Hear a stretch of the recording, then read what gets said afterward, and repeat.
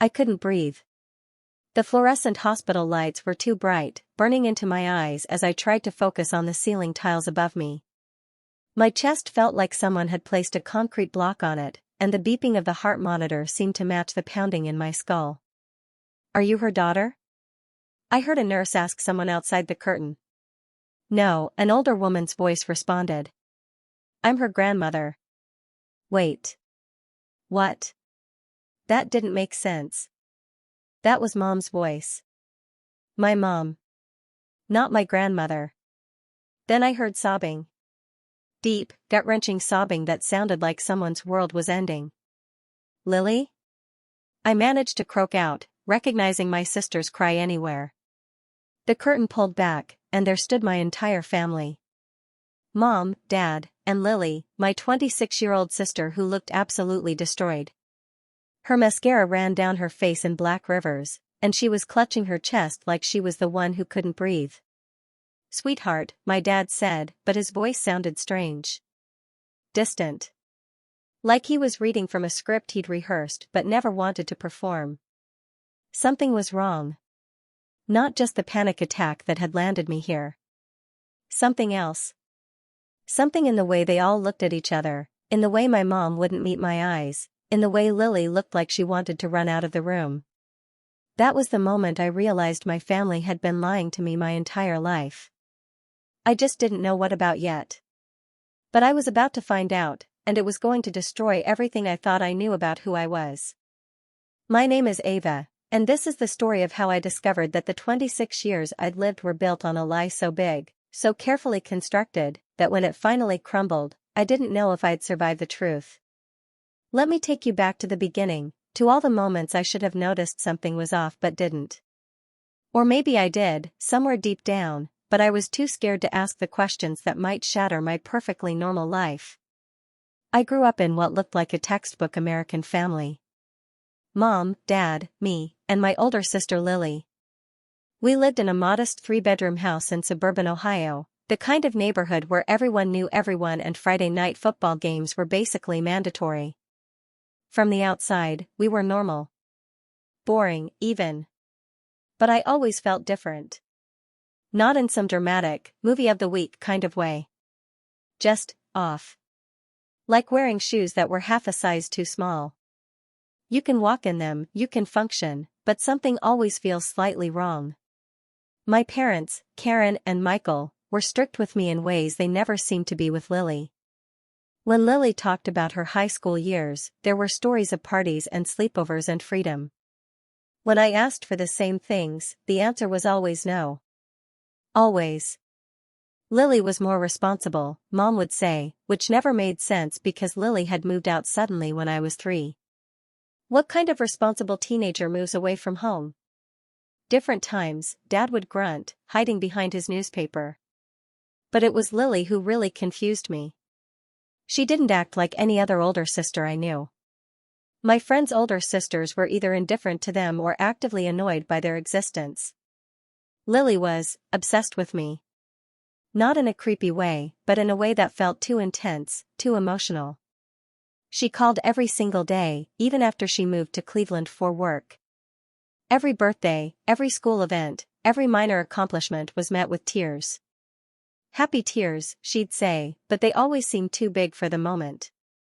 When I graduated high school, Lily sobbed so hard she had to leave the ceremony. Mom and Dad clapped politely, took photos, said congratulations. Lily acted like she was watching her own child walk across that stage. She's just emotional, Mom said when I asked about it later. You know how your sister is. But I didn't know. I didn't understand why my graduating 8th grade, or making the JV soccer team, or getting my driver's license made my sister cry like her heart was breaking and healing at the same time.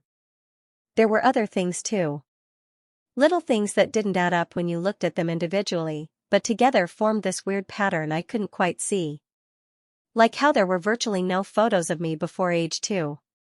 When I asked about it, Mom said the house flooded and ruined all the baby albums. But the house had never flooded. I would have remembered that.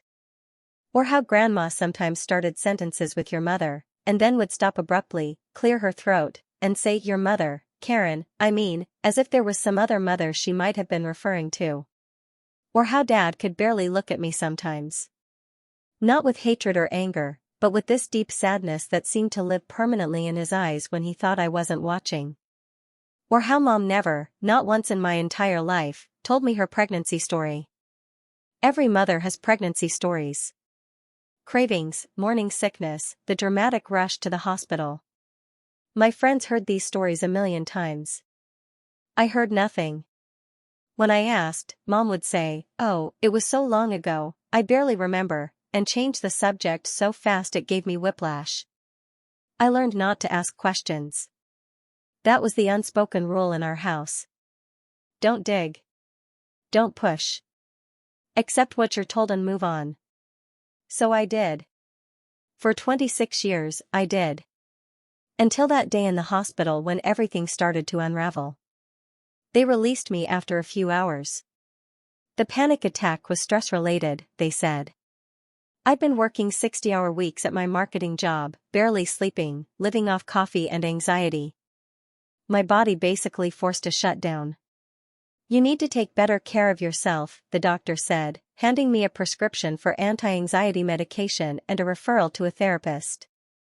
The car ride home was silent. Mom drove, her hands gripping the wheel at perfect 10 and 2. Dad sat in the passenger seat, staring out the window.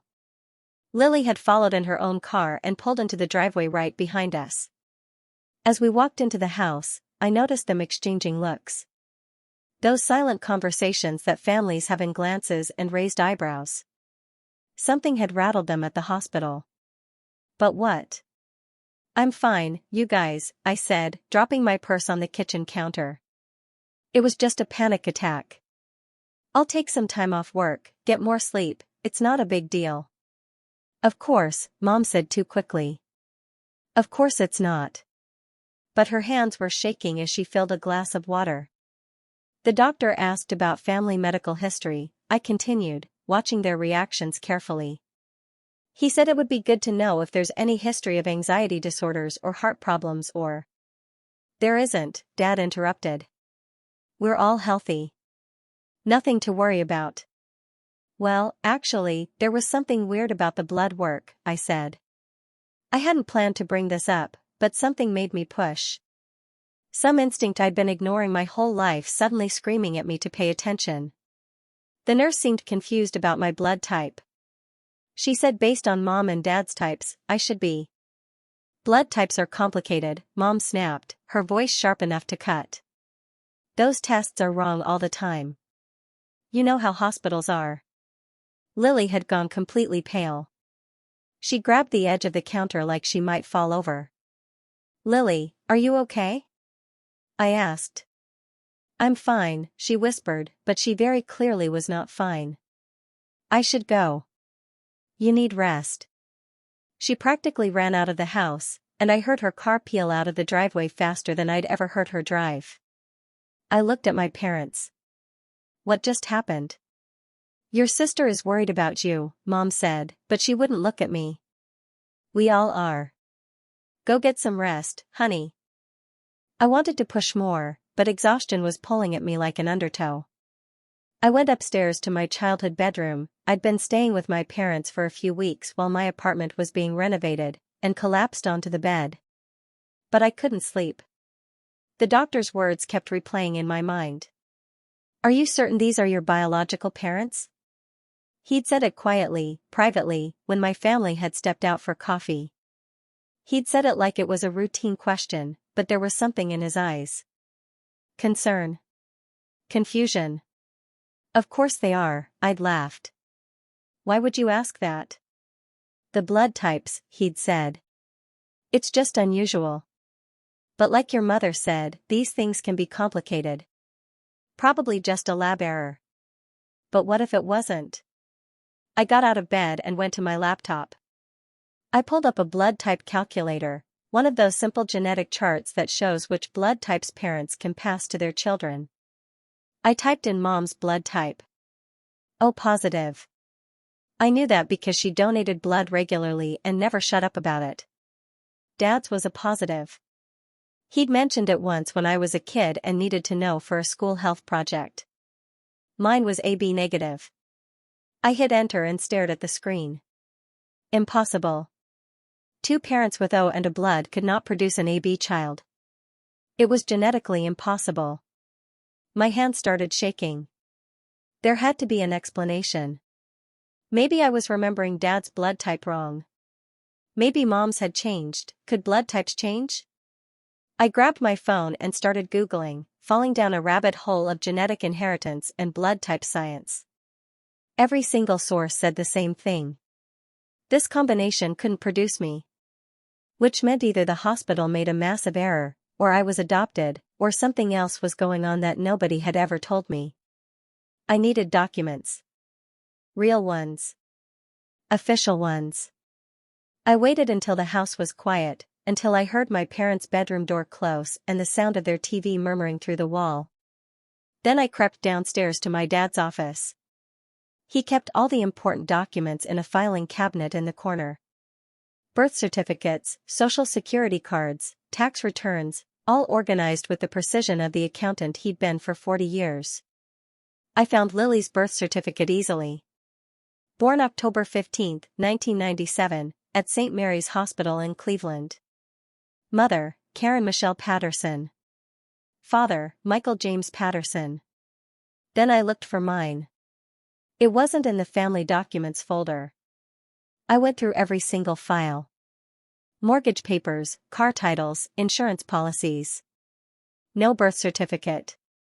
Finally, in the very back, in a folder labeled medical, I found it. Birth certificate for Ava Marie Patterson. Born April 3, 2000, at Cleveland General Hospital. Mother, Karen Michelle Patterson. Father, Michael James Patterson. But something was off about it. The paper felt different from Lily's, newer somehow. And there was a small stamp in the corner that said reissue. Why would they need a reissued birth certificate? People usually only get those if the original is lost or damaged. Underneath the birth certificate was a hospital bracelet, the kind they put on newborns. But it was labeled Baby Girl Chambers, not Baby Girl Patterson. Chambers was Lily's middle name. Lily Chambers Patterson. My heart started racing again, that same feeling from earlier in the day, like I couldn't get enough air into my lungs. I pulled out my phone and took pictures of everything. Then I carefully put it all back exactly how I'd found it. Back in my room, I zoomed in on the photos, studying every detail. The reissued birth certificate was dated from 2003. I would have been 3 years old. Why would they need to reissue it then? I opened Facebook, something I rarely did anymore, and scrolled back through old family photos. I went back as far as the albums would go, looking for pictures of me as a baby. The earliest photo was from my 2nd birthday. Me in a high chair with a smash cake, chocolate frosting everywhere.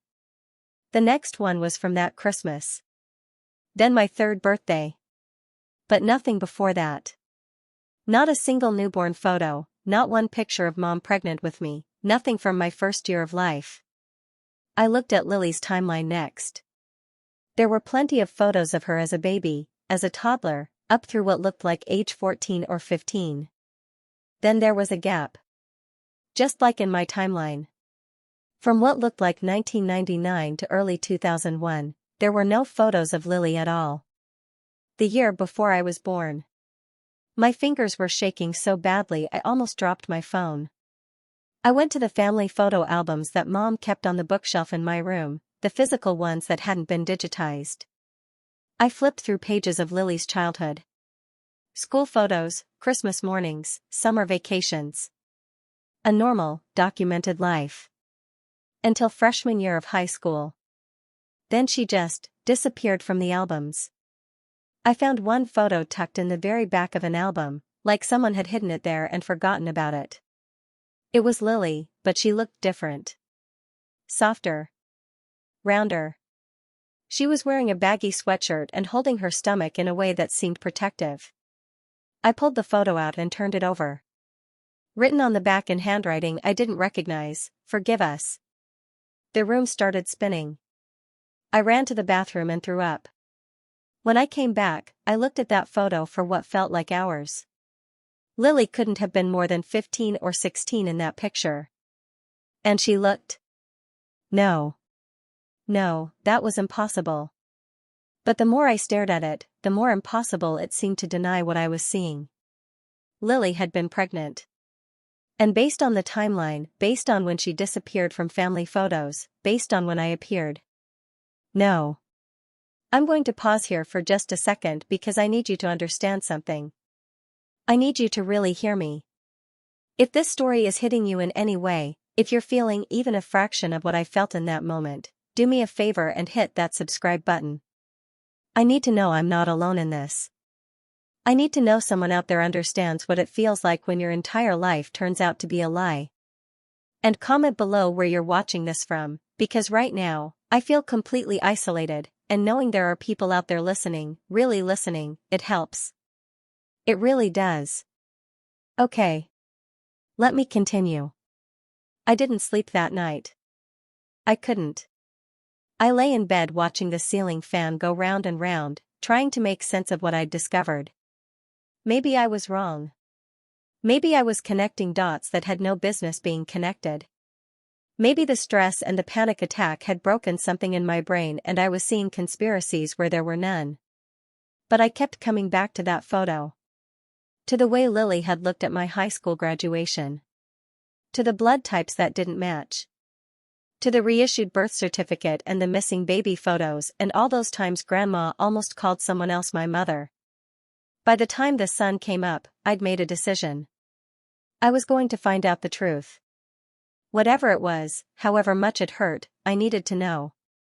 I started with someone I thought might actually give me answers, my Aunt Rachel, Mom's younger sister.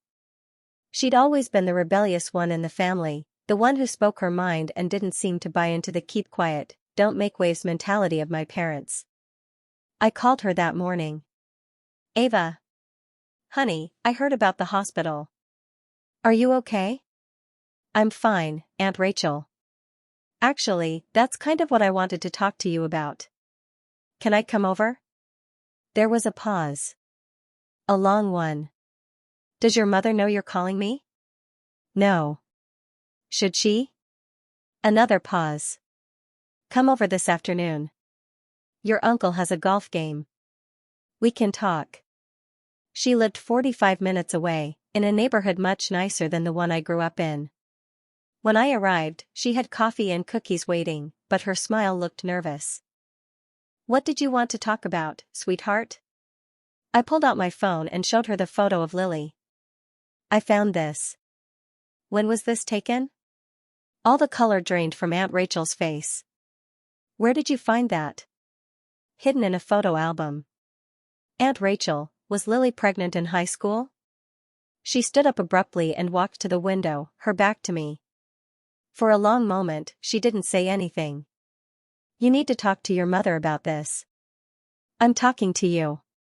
Please. Something is really wrong and everyone keeps lying to me and I can't, my voice cracked. I can't keep living in the dark. Please. She turned around, and there were tears in her eyes. I wanted to tell you so many times. My heart stopped. Tell me what? I can't. I promised Karen. I promised I would never, she pressed her hand to her mouth. You have to talk to your mother. I can't be the one to do this. I can't. Aunt Rachel. I'm sorry, Ava. I'm so sorry. But this isn't my secret to tell. I left her house shaking with anger and fear. Everyone knew something. Everyone was protecting some massive secret, and I was the only one left in the dark. I drove straight to Lily's apartment in Cleveland. She lived in a tiny one-bedroom in a converted warehouse, the kind of place that was supposed to be trendy but just felt lonely. I'd only been there a handful of times. Lily usually came to visit me, not the other way around. I pounded on her door. Lily. I know you're in there. Your car is in the lot. Open the door. I heard movement inside, then her voice, small and scared. Ava, please. Not now. Yes, now. Open this door or I swear I will make a scene so big your neighbors will never forget it. The door opened slowly. Lily looked like she hadn't slept either. Her eyes were swollen from crying, and she was wearing the same clothes from yesterday. When were you going to tell me? I demanded, pushing past her into the apartment. Tell you what? Don't. I spun around to face her. Don't you dare lie to me. Not you too. Everyone else can lie, but not you. Please not you. She started crying again, those same gut-wrenching sobs from the hospital. Were you pregnant in high school? I asked, even though I already knew the answer. She nodded, unable to speak. When? Ava. When, Lily? 1999, she whispered. The year before I was born. What happened to the baby? She looked at me then, really looked at me, and I saw something in her eyes that made my knees weak. Lily. What happened to the baby? I'm so sorry, she sobbed. I'm so sorry. I never wanted, I tried to tell you so many times but they wouldn't let me and I was so scared and… Lily. I grabbed her shoulders. What happened to the baby? She's standing right in front of me, Lily whispered. The world stopped. Everything, sound, light, time itself, just stopped. What? You're my daughter, she said, the words tumbling out between sobs. You're not my sister. You're my daughter. I was 15 when I got pregnant and Mom and Dad, they took you. They raised you as their own and I couldn't. I tried to stop them but I was just a kid and I had no money and no way to fight them and… I stepped back from her like she'd burned me. No. Ava. No.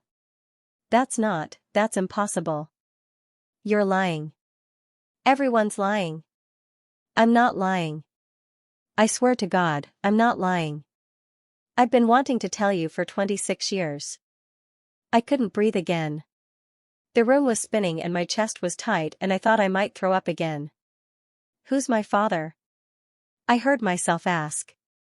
Lily's face crumpled. It doesn't matter. Like hell it doesn't matter. Who is he? Do I know him? Is he… A horrible thought occurred to me. Is he in our family? Is that why everyone… No. God, no, nothing like that. Then who? She walked to her couch and sat down heavily, like her legs wouldn't hold her anymore. He was the youth leader at our church. Mark Henderson. He was 22. I was 15 and stupid and I thought, she laughed bitterly. I thought he loved me. I felt sick. Did he force you? No. I mean, not physically. But I was 15, Ava. What did I know about anything? He paid attention to me, made me feel special, and I didn't realize until much later that what he did was… She couldn't finish the sentence. Where is he now? I don't know. His family made him leave town when they found out. The church covered it up to avoid scandal. That's when Mom and Dad decided. She took a shaky breath. They decided the best thing to do was pretend you were theirs. That way the family wouldn't be embarrassed. That way no one would know their daughter got pregnant at 15 by a predator. I sat down hard on the chair across from her. They cared more about embarrassment than about you. They cared about protecting everyone. Me, you, the family name. At least that's what they told themselves. Did you want to keep me? She looked up at me with eyes so full of pain I almost couldn't stand it. More than anything in the world. I begged them, Ava.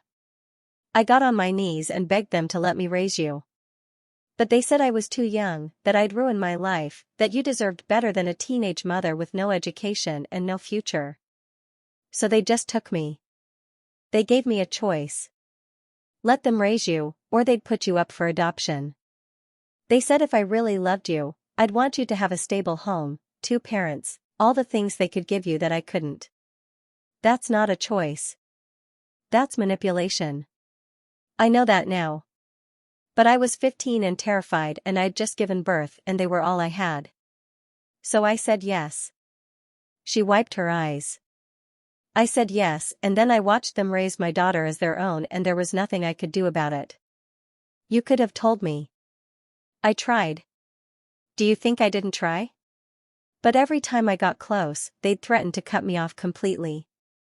They said if I told you, they'd make sure I never saw you again. And I couldn't, her voice broke. I couldn't lose you completely. Seeing you as my sister was better than not seeing you at all. I didn't realize I was crying until I tasted salt on my lips. All those times you cried at my school events. I was watching my daughter grow up and couldn't even tell her. Do you know what that's like? To love someone that much and have to pretend it's less than it is? Is that why you moved away? She nodded. When you were 3, I couldn't take it anymore. Watching Mom be your mother, watching you call her mommy, it was killing me. So I left. I thought distance would make it easier. She laughed bitterly. It didn't. I just missed everything. First day of school, lost teeth, all of it. But you came back for graduations. And birthdays. I came back for everything I could. Mom and Dad thought I was being a devoted sister. Really, I was just trying to be as much of a mother as they'd let me be. We sat in silence for a long time. I didn't know what to feel. Anger? Betrayal? Sadness? It was all of it at once, this massive tidal wave of emotion that was too big to process. Does anyone else know? I finally asked. Grandma and Grandpa. Aunt Rachel. A few people at the old church, but most of them have moved away or forgotten by now. Everyone knew except me. I'm so sorry, Ava. You have to believe me. If I could go back and do it differently. But you can't, I said, standing up. You can't go back. And I can't, I need to go. Ava, please. I need time, Lily. Or, I don't even know what to call you now. I'm still the same person I've always been. No, you're not. You're my mother. You're my mother, and you let me grow up thinking you were my sister, and I don't know how to deal with that right now. I left before she could say anything else. I drove around for hours, no destination in mind. I couldn't go back to my parents' house. I couldn't stomach the thought of looking at them right now.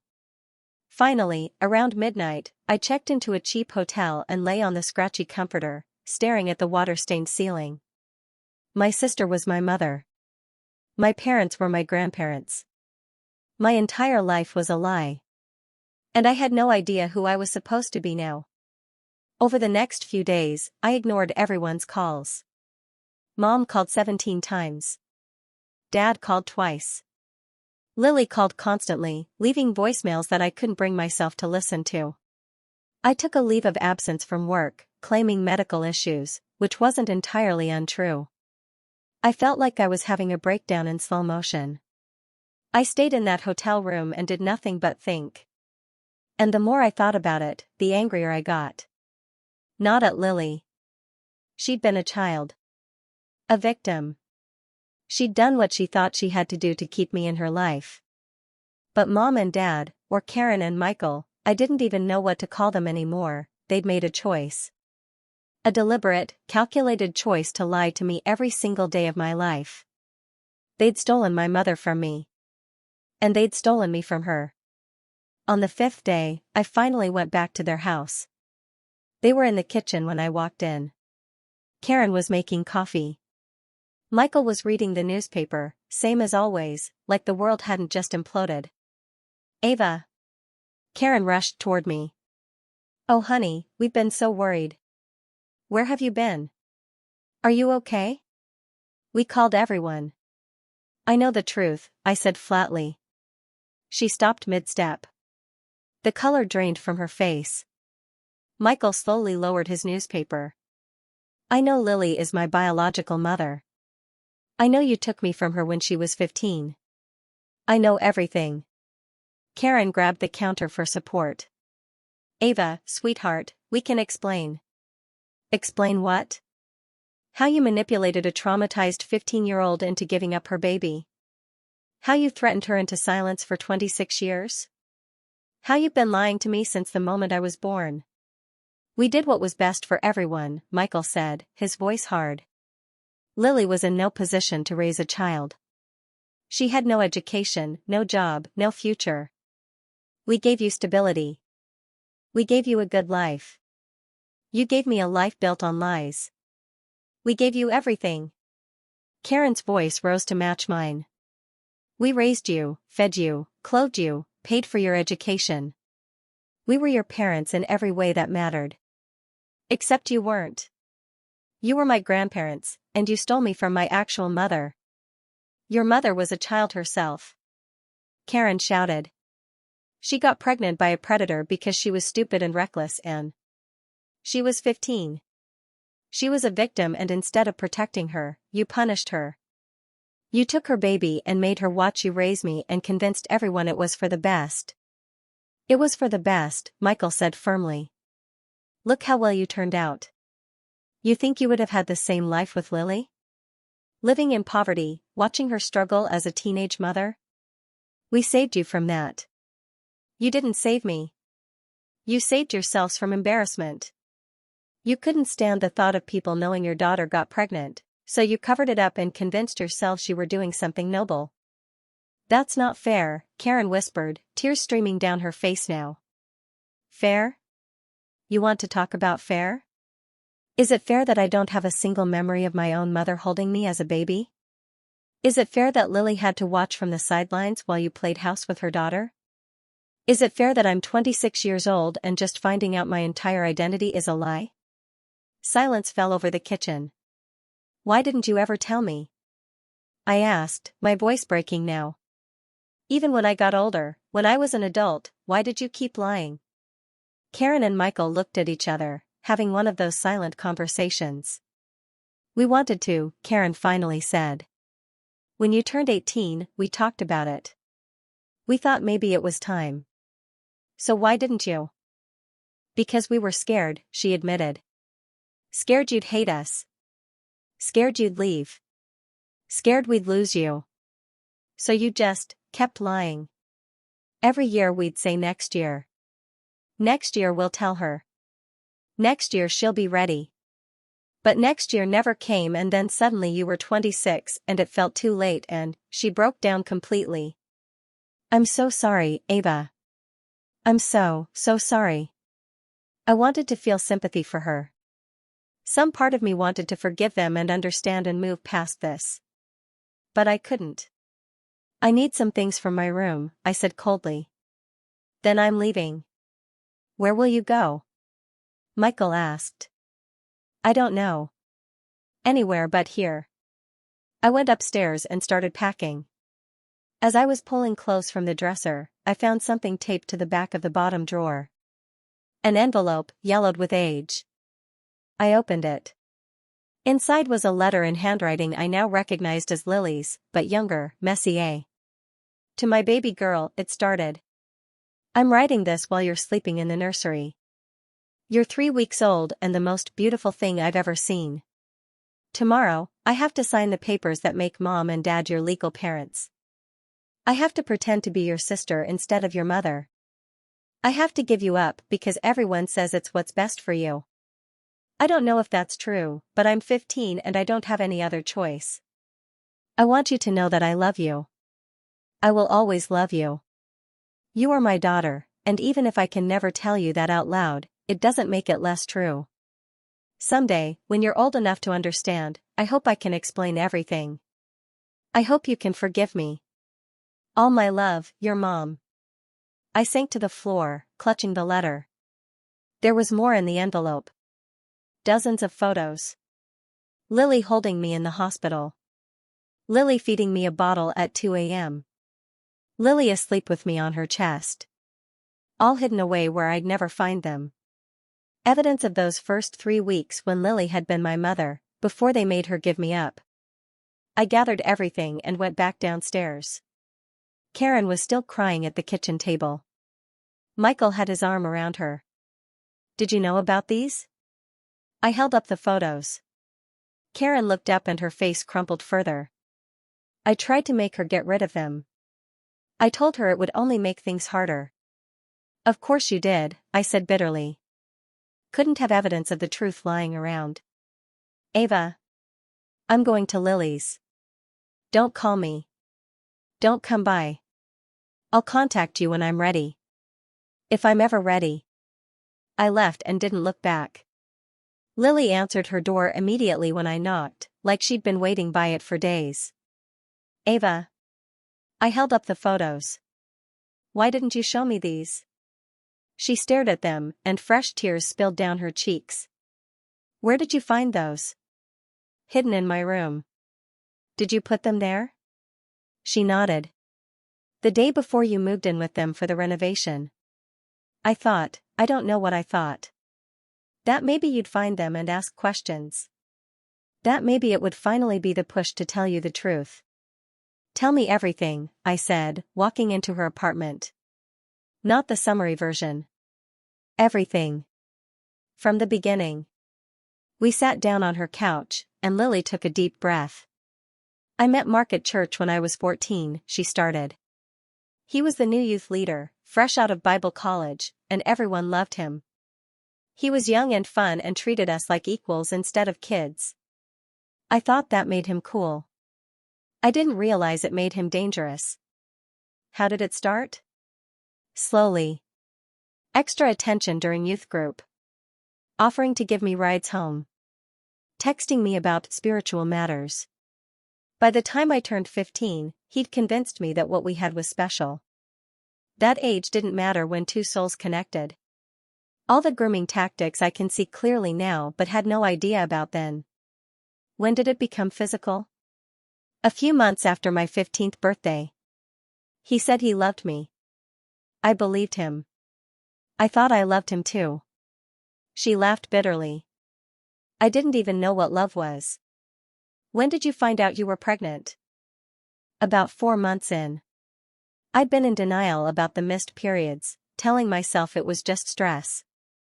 But then I started showing and couldn't hide it anymore. I told Mark first. What did he say? He said I was lying. That if I was pregnant, it couldn't be his because he'd never touched me. He called me a slut and said if I told anyone, he'd make sure everyone knew I'd been sleeping around. What a piece of... Yeah, Lily agreed. So then I had to tell Mom and Dad. That was the worst day of my life. Up until yesterday, anyway. What did they do? Dad didn't speak to me for 2 weeks. Mom cried for what felt like days. Then they went into problem-solving mode. They talked to Mark's parents, who agreed to send him away quietly if we didn't press charges. They talked to the pastor, who suggested we handle this privately. Then they came to me with their solution. Taking you out of school and pretending the baby was theirs. She nodded. They'd tell everyone I was going to a special boarding school for troubled teens. Really, I'd stay hidden in the house until I gave birth. Then they'd adopt a baby from a family member who couldn't keep it. That was the story. An adoption. Not even that they got pregnant themselves, because Mom was already past menopause. People believed that? Enough people did. And the ones who didn't kept their mouths shut because that's what you did in our church. You didn't air dirty laundry. What was it like? Those 9 months? Lonely, Lily said quietly. I couldn't see my friends. Couldn't go to school. Couldn't leave the house except for doctor's appointments 2 towns over where no one knew us. I was just trapped. Scared. Still a kid myself, dealing with something I wasn't ready for. Did they talk about adoption? Like, real adoption, to strangers? They mentioned it. But I freaked out completely at the idea. I told them I'd run away, I'd keep the baby myself, whatever it took. That's when they proposed their compromise. They'd raise you, but I could still be in your life. Just as a sister, not a mother. Did you understand what you were agreeing to? Not really. I was 15 and terrified of losing my baby completely. I thought being your sister was better than nothing. I didn't understand that it would mean watching someone else be your mother. I didn't understand how much it would hurt to hear you call her mom. When did I start talking? Early. You said mama at around 10 months. Her voice broke. You were looking right at her when you said it. Not me. And that's when I realized what I'd actually agreed to. That's when I knew I'd made a terrible mistake. Why didn't you fight for me then? I tried. I told them I wanted to tell you the truth, that I wanted to be your real mother. They threatened to cut me off completely. They said if I didn't play along, they'd get full legal custody and make sure I never saw you again. They had lawyers. I had nothing. What was I supposed to do? I didn't have an answer for that. What happened when you moved away? I was 17, and I couldn't do it anymore. Watching you grow up, seeing you bond with them, it was killing me. So I left for Cleveland, told everyone I got a job, and tried to build some kind of life where I wasn't constantly reminded that my daughter didn't know me. But you came back. Every chance I got. I know it seemed excessive, how much I visited. But I'd already missed so much. I didn't want to miss anything else. Did you ever try to date? Have other kids? She shook her head. I tried dating a few times, but it never worked out. How could I explain to someone that I already had a daughter who thought I was her sister? And as for more kids. She looked at me with such raw emotion I had to look away. You were my daughter. I didn't want other children. I wanted you. You could have had your own life, Lily. You could have moved on. You were my life, Ava. You are my life. Everything I've done for 26 years has been about staying close to you in whatever way they'd allow. We sat in silence for a while. I found a letter, I finally said. In my room at their house. From when I was 3 weeks old. Lily's eyes widened. I thought Mom destroyed that. She tried to make you get rid of the photos too. Of course she did. She wanted to erase any evidence that I was ever your mother. Were there more? More letters? Lily stood up slowly and went to her bedroom. She came back carrying a box. A big box, the kind that copy paper comes in. There are 26 letters in here, she said, setting it on the coffee table. One for every birthday. I wrote them even though I could never give them to you. I thought maybe someday. I opened the box with shaking hands. Inside were letters, organized by year. But there was more. Every drawing I'd ever given her, carefully preserved. Every school photo, even the terrible ones. Report cards. Programs from school plays. Ticket stubs from movies we'd seen together. Every piece of my life she'd been allowed to witness, documented and saved like precious artifacts. You kept everything, I whispered. Of course I did. You're my daughter. I pulled out the letter marked 18th birthday and opened it. Dear Ava, today you're legally an adult. I thought maybe when you turned 18, they'd finally tell you the truth. I thought maybe I'd finally get to be your mother openly. But they didn't. And I'm too scared to tell you myself because what if you hate me? What if you're so angry that I let this happen that you never want to see me again?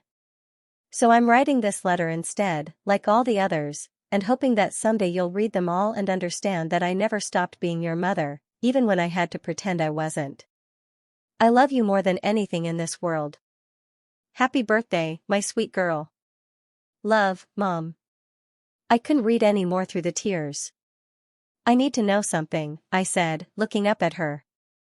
If you could go back, knowing everything you know now, what would you do differently? Everything, she said immediately. I'd fight harder. I'd get help from someone outside the family. I'd refuse to sign those papers. I'd figure out a way to keep you, even if it meant being a broke teenage mom struggling to survive. Because at least then I'd have been your mother. At least then you'd have known the truth from the beginning. They really did steal you from me, I said. And they stole me from you. We both cried then, grieving for all the years we'd lost, for the relationship we should have had, for the mother and daughter we never got to be. Now, if you're still watching this, I need to take another moment. Because this next part gets even more complicated, and I need you with me. If this story is affecting you, if you have complicated family stuff of your own, if you're dealing with secrets and lies and not knowing who to trust, leave a comment. Tell me I'm not crazy for feeling how I'm feeling. Hit that like button if you think what my grandparents did was wrong. Because I'm still not sure. I'm still so angry and confused and I don't know what to feel. Okay. Let me keep going. I stayed with Lily for 3 weeks. We talked constantly, filling in 26 years of gaps. She told me about the pregnancy, about what it was like giving birth at 15, about those first 3 weeks when she was my mother before the paperwork made her my sister. I told her about growing up feeling different, about all the times I'd wished she lived closer, about how her emotional reactions to my life had always confused me but also made me feel more loved than my parents, than Karen and Michael, ever had.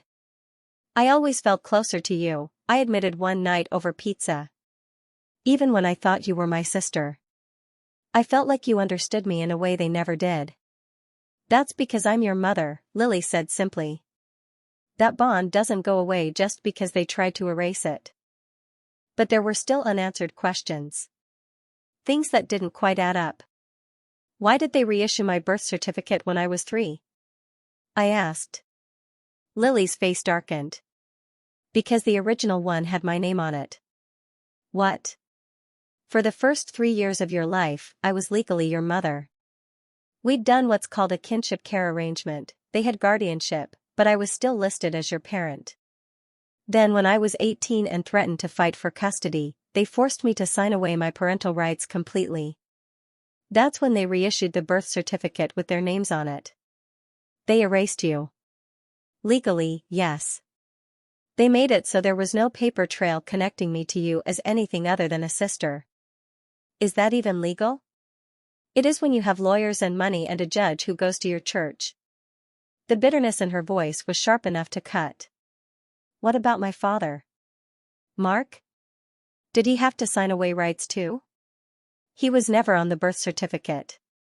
He denied paternity, remember? And Mom and Dad didn't want him connected to you anyway. Too messy, too much potential for him to come back and cause problems. Do you know where he is now? Last I heard, he's married with kids in Arizona. Living his life like he didn't abandon his daughter and the girl he groomed. The anger in her voice mirrored the anger building in my chest. This man, whoever he was, had gotten away with everything. He'd victimized a 15-year-old, gotten her pregnant, abandoned her, and faced zero consequences. I want to find him, I said. Why? Because he's my father. Because he should know what he did had lasting consequences. Because, I stopped. Because maybe if I understand where I came from completely, I can figure out who I'm supposed to be now. Lily considered this. If you want to find him, I'll help you. But Ava, you should know, he's not going to be what you're hoping for. I'm not hoping for anything. I just want answers. It took us 2 days of internet stalking, but we found him. Mark Henderson, youth pastor turned insurance salesman, living in Scottsdale with his wife Jennifer and their 3 kids. I stared at his Facebook page, at photos of him coaching Little League and taking family vacations and looking like a completely normal, decent person. He has daughters, I said. 2 daughters. Lily looked over my shoulder at the screen. Yeah. Do you think they know about me? I doubt he's told his wife he got a 15-year-old pregnant when he was 22. I sent him a message before I could talk myself out of it. Hi Mark. My name is Ava Patterson. I'm Lily Chambers' daughter. Your daughter. We should talk. He read it within an hour. I watched the scene notification pop up and waited for a response. Nothing. I waited another day. Still nothing. Then his wife messaged me. I don't know who you are or what you think you're doing, but my husband doesn't have any children besides our 3 kids. Stop harassing us or I'll report you. I screenshot the message and sent it back with a simple reply. Ask him about Lily Chambers from his youth group in Ohio. Ask him what he did when he was 22. She blocked me.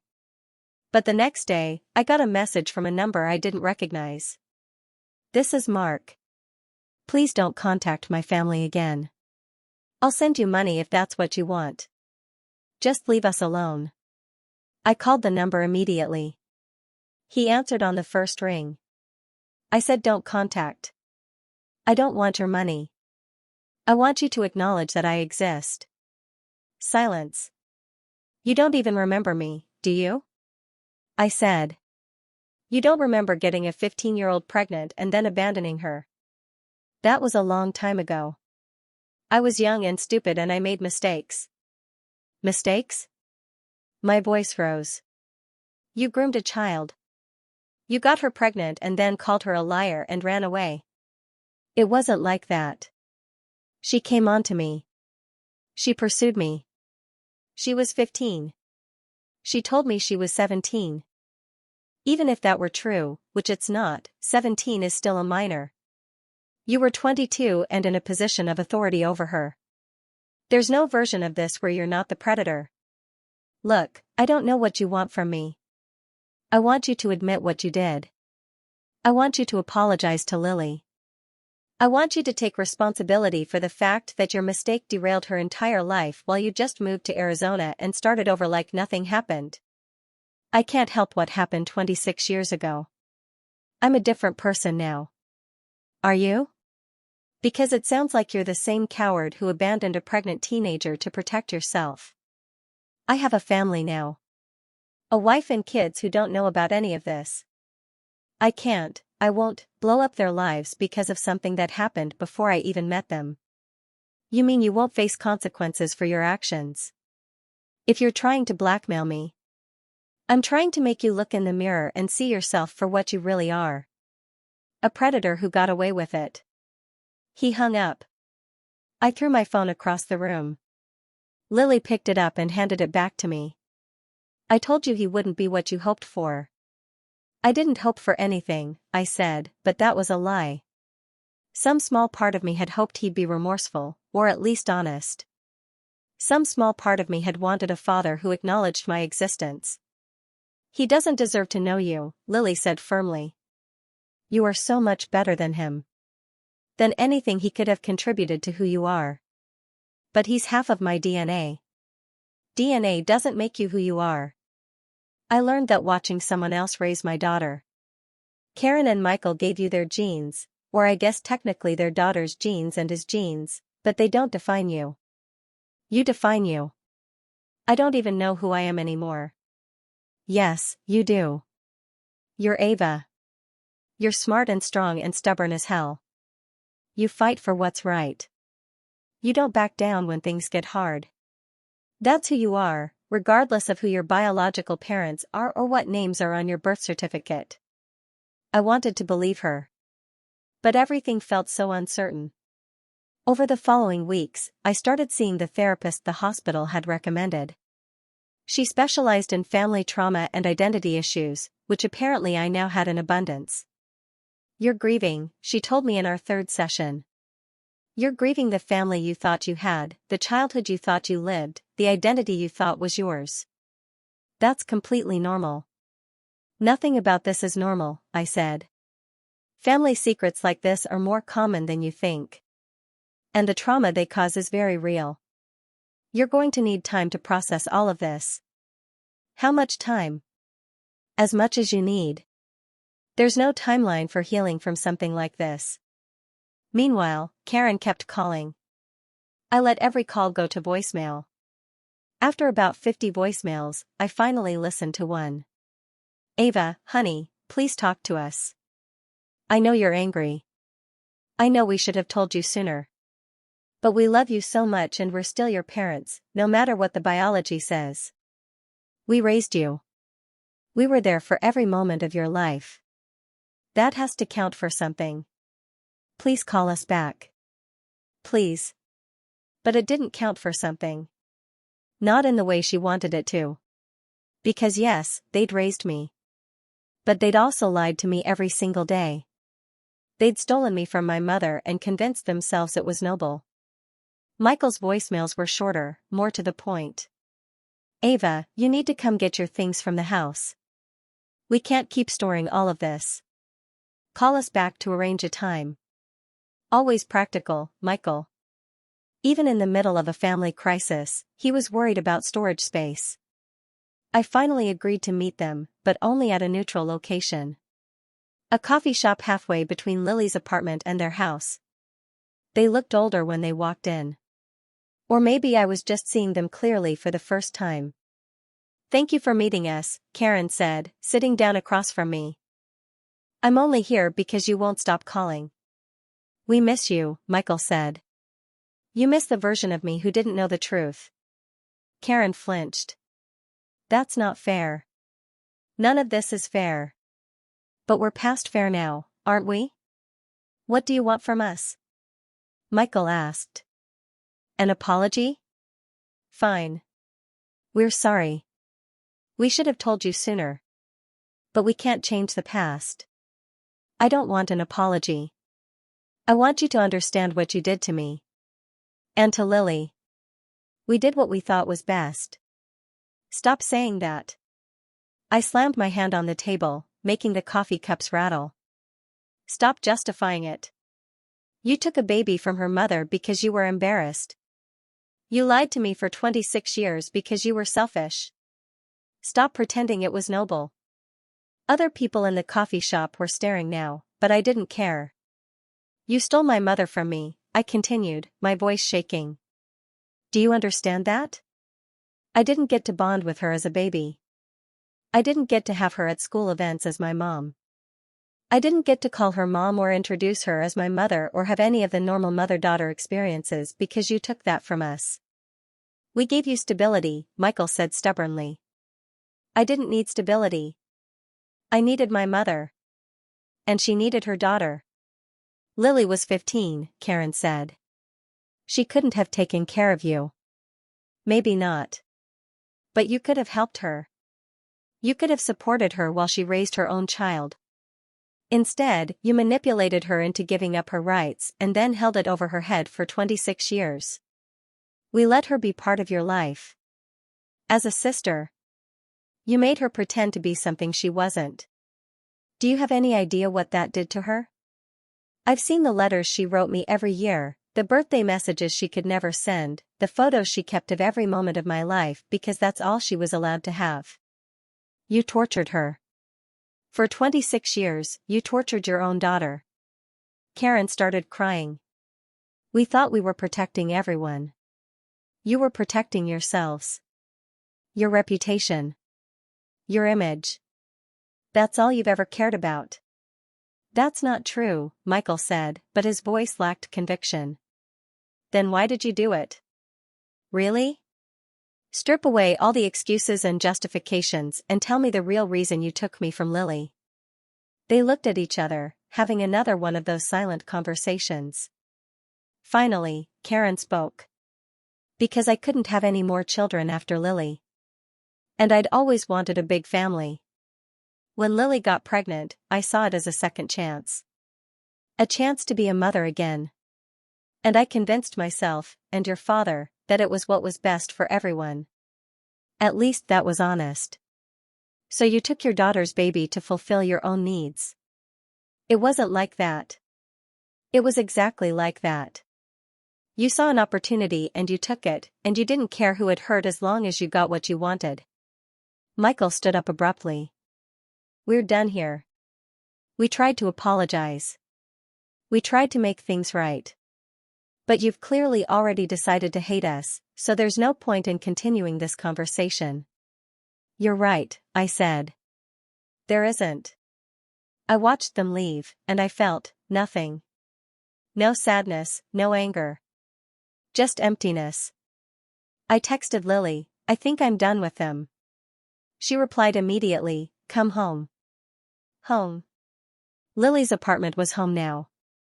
Not the house I'd grown up in, not the bedroom I'd spent my childhood in. A tiny one-bedroom apartment in Cleveland where my mother lived. When I got back, Lily was making dinner. Something smelled amazing. How did it go? She asked. About as well as expected. Karen admitted she took me because she wanted another baby. Michael walked out when I wouldn't accept their half-assed apology. I'm sorry.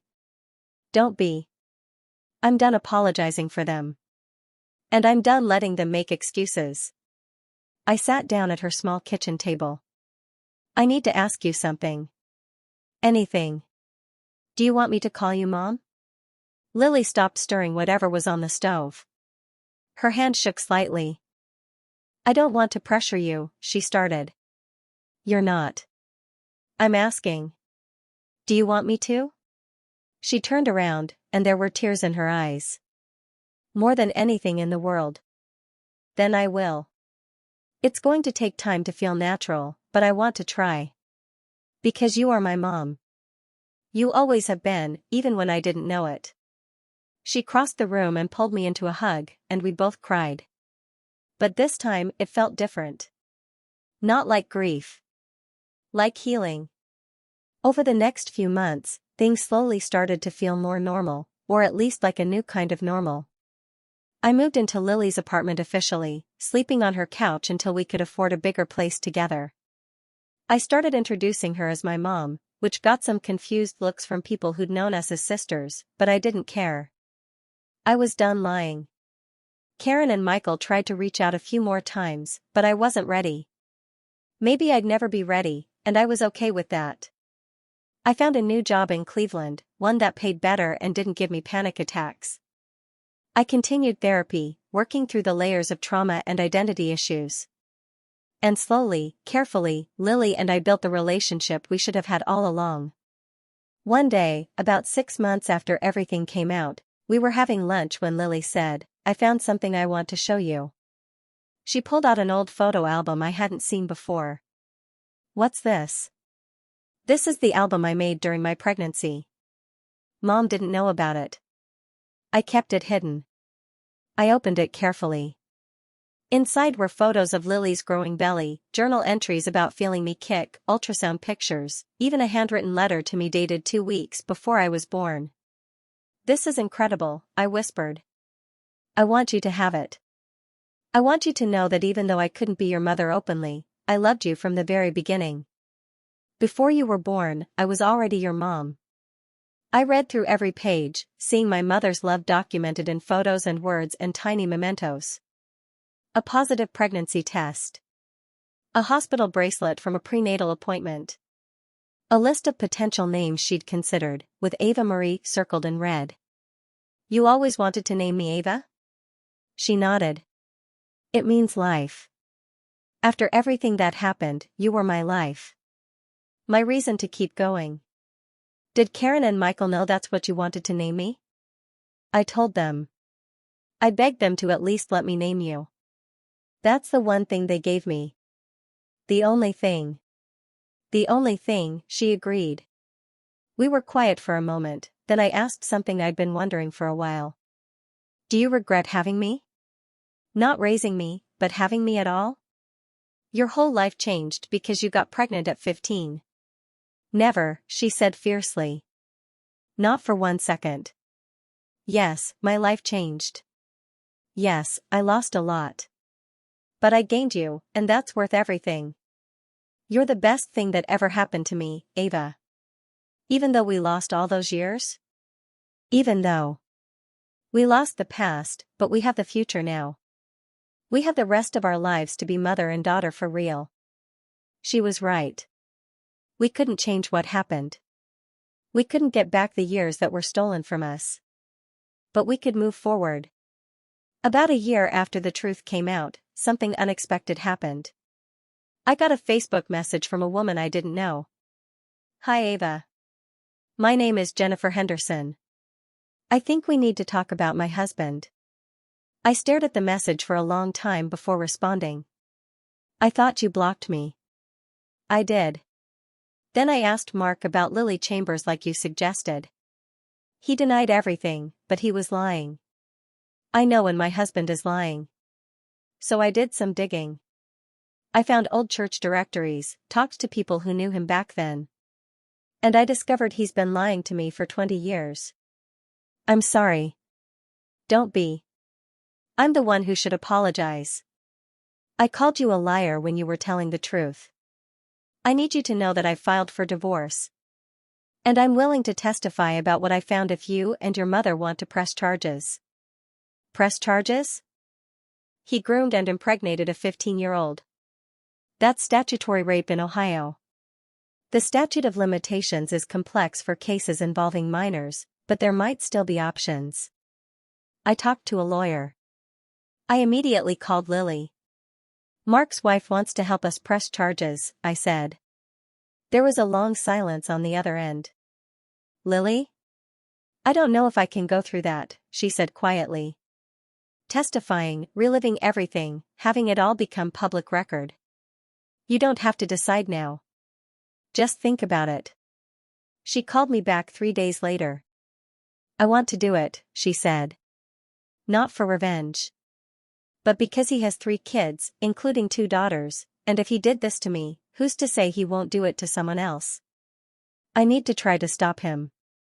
The legal process was long and complicated. Because of when the crime occurred and Lily's age at the time, there were statutes of limitations to consider.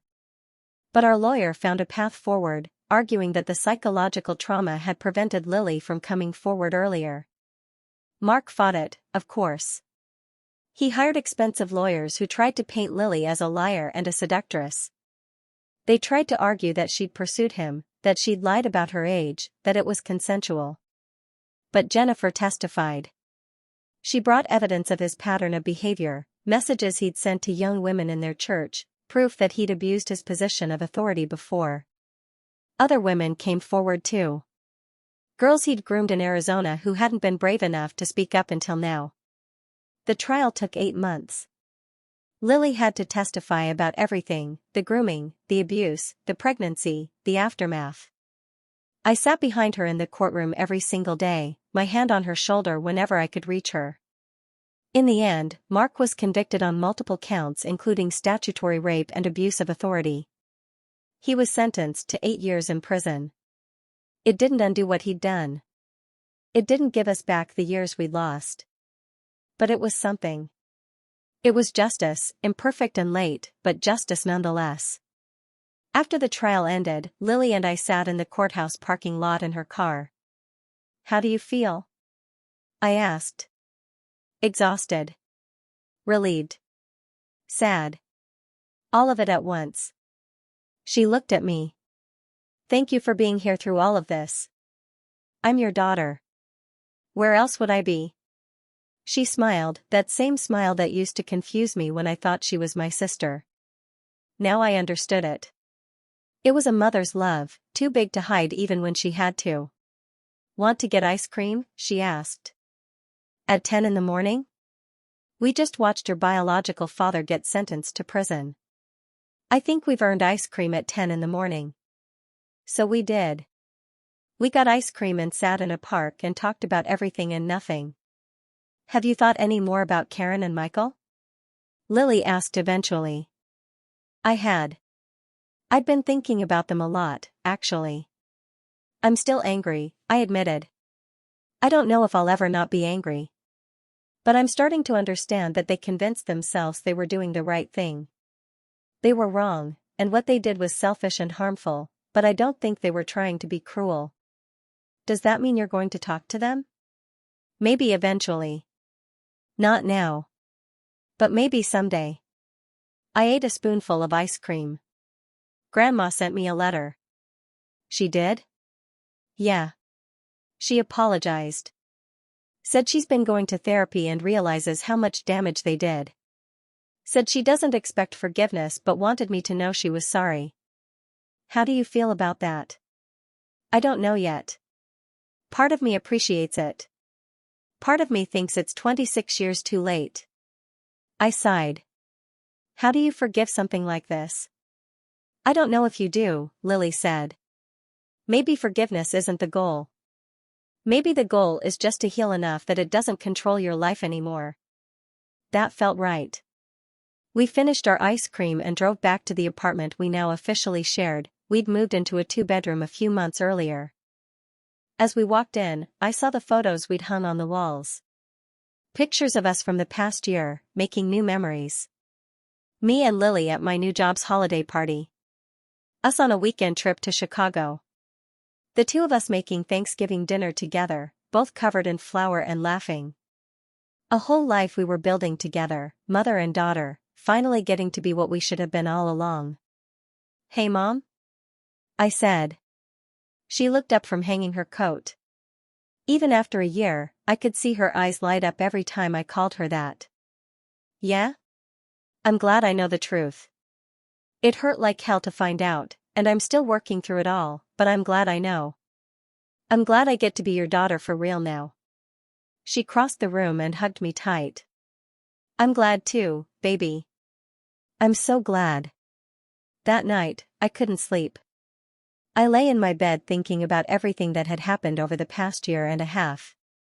How my whole life had been turned upside down by a blood test and a hidden photograph. I thought about Karen and Michael, probably lying in their own bed, missing the daughter they'd raised but lost through their own choices. I thought about Mark, sitting in a prison cell, finally facing consequences for what he'd done.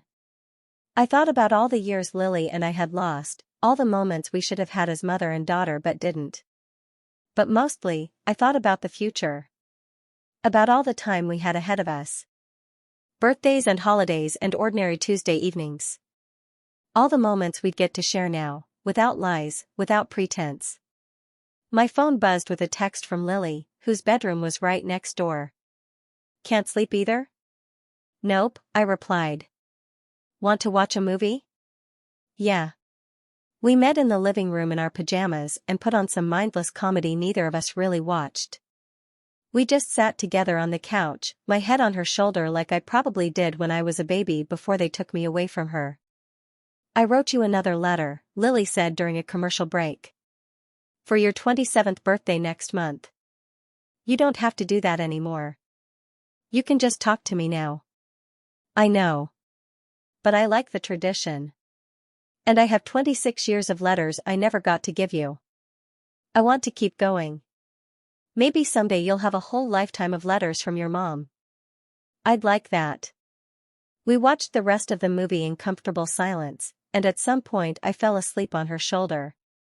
When I woke up, there was a blanket over me and Lily was asleep in the chair across from the couch, like she'd been watching me sleep. Protecting me. The way a mother does. "I want to stop here one more time because we're coming to the end, and I need you to know something. If you've watched this whole story, all the way through, thank you. Thank you for bearing witness to the most painful, complicated thing that's ever happened to me. If this resonated with you in any way, if you have your own family secrets or complicated relationships or identity struggles, you're not alone.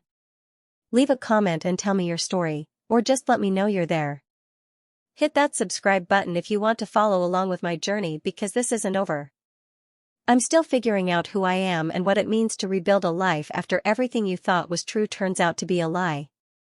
And please, hit that like button if you think stories like this need to be told, if you think family secrets do more harm than good, if you believe in truth even when it's painful. Alright. Let me finish this. It's been 2 years now since I found out the truth. 2 years of therapy and hard conversations and learning how to be Ava, daughter of Lily, instead of Ava, daughter of Karen and Michael. I did eventually reach out to Karen and Michael. Not to reconcile, exactly, but to set boundaries. I see them occasionally, usually on holidays, but it's different now. I don't pretend everything is fine. I don't let them rewrite history or justify what they did. They're my grandparents. That's the relationship we have. And maybe someday it'll be more than that, or maybe it won't. Either way, I'm okay with it. Lily and I are closer than ever. She's not just my mother now, she's my best friend, my roommate, my favorite person.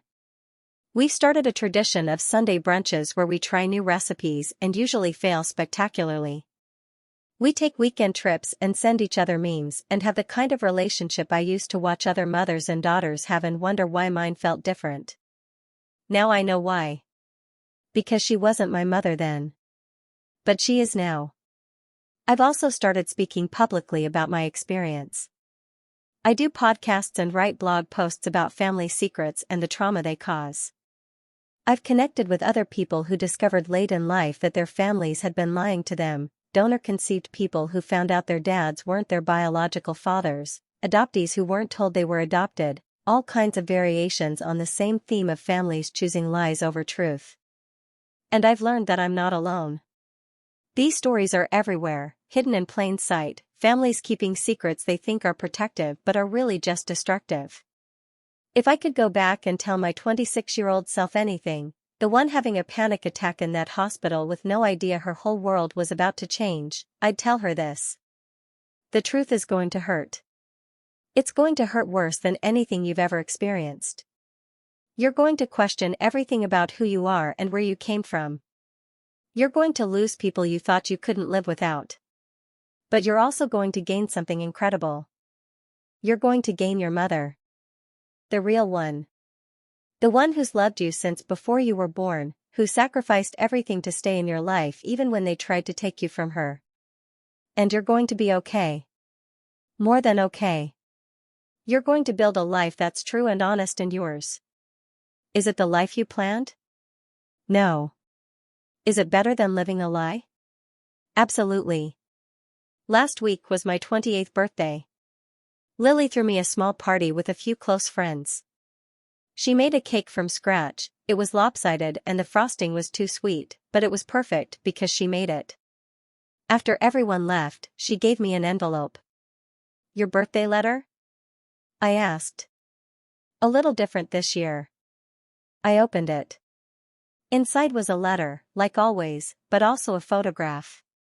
It was us, from 2 weeks ago, laughing at something I couldn't even remember. Just a normal moment between a mother and daughter. The letter said, Dear Ava.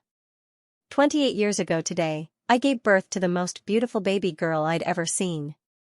They took you from me 3 weeks later, and for 26 years, I had to love you from a distance, pretending you were my sister when you were my whole heart. But 2 years ago, the truth came out.